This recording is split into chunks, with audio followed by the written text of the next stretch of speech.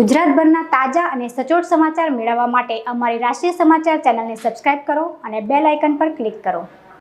કેન્દ્રીય રેલવે વિભાગ દ્વારા ખાનગી કંપનીને હજીરા ગોથાણ વચ્ચે નવી રેલવે ટ્રેક લાઇન નાખવા અંગેની મંજૂરી આપવામાં આવી છે, જેની કામગીરી પણ હાલ ચાલી રહી છે।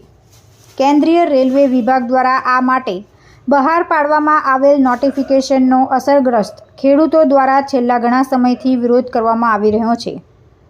નવી રેલવે ટ્રેક લાઇનના કારણે 14 ગામોના ખેડૂતોની જમીન સંપાદનમાં જઈ રહી છે, જેમાં 350થી વધુ ખેડૂતોની જમીન સંપાદનમાં જઈ રહી હોવાથી કેટલાક ખેડૂતો તેનો વિરોધ નોંધાવી રહ્યા છે।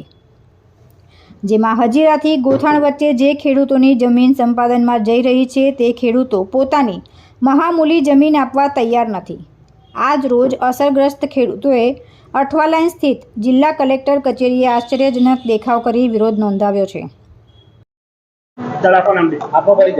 મારું નામ ભરતભાઈ પટેલ, અસરગ્રસ્ત ખેડૂત મોજે મલગામાં જે હજીરાથી ગોઠાણની રેલવે લાઇનનું નોટિફિકેશન બહાર પાડવામાં આવ્યું છે છેલ્લા ઘણા સમયથી, એમાં અમે 14 ગામના સંપૂર્ણ ખેડૂતો છેલ્લા ઘણા સમયથી વિરોધ કરતા આવ્યા છે। માપણી કરવા આવેલા તેનો પણ અમે ગામમાંથી વિરોધ કરીને અમને પાછા મોકલા હતા, તેમ છતાં પણ સરકાર અમારી આ રજૂઆત રદ કરવાની, રેલવે લાઇન રદ કરવાની માનતી નથી। અમારી માંગણી છે કે જે જૂની લાઇન છે એનો ઉપયોગ કરો તો અમને ખેડૂતોને કંઈ વાંધો નથી, પરંતુ જે નવી લાઈન લઈ જઈને નાના ખેડૂતો આમાં સંપૂર્ણ મટી જાય છે એ મટવા ન જોઈએ, કારણ કે એનું સંપૂર્ણ જીવન એની પર જ નિર્ભર છે।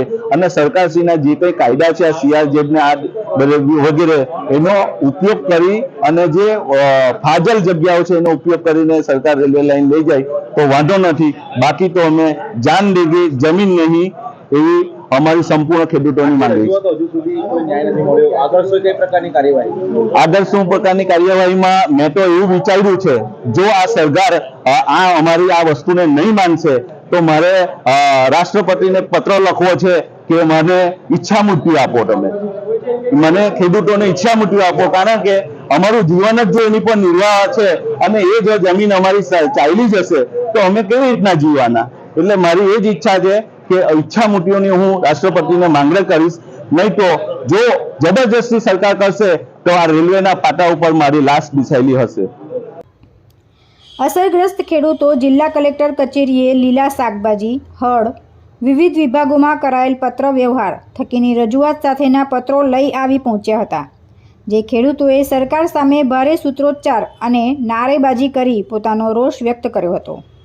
એટલું જ નહીં, પરંતુ જાન દેંગે પર જમીન નહીં દેંગે સાથે નારેબાજી કરી ગાંધી ચિંધ્યા માર્ગે આંદોલનની ચીમકી ઉચ્ચારી હતી। ખેડૂતોએ સ્પષ્ટ માંગ કરી છે કે જે હયાત રેલવે ટ્રેક છે તેનો જ ઉપયોગ કરવામાં આવે, નવી રેલવે ટ્રેક લાઇનની કોઈ જરૂર રહેતી નથી। તુલસી શર્મા સાથે રાષ્ટ્રીય સમાચાર, સુરત।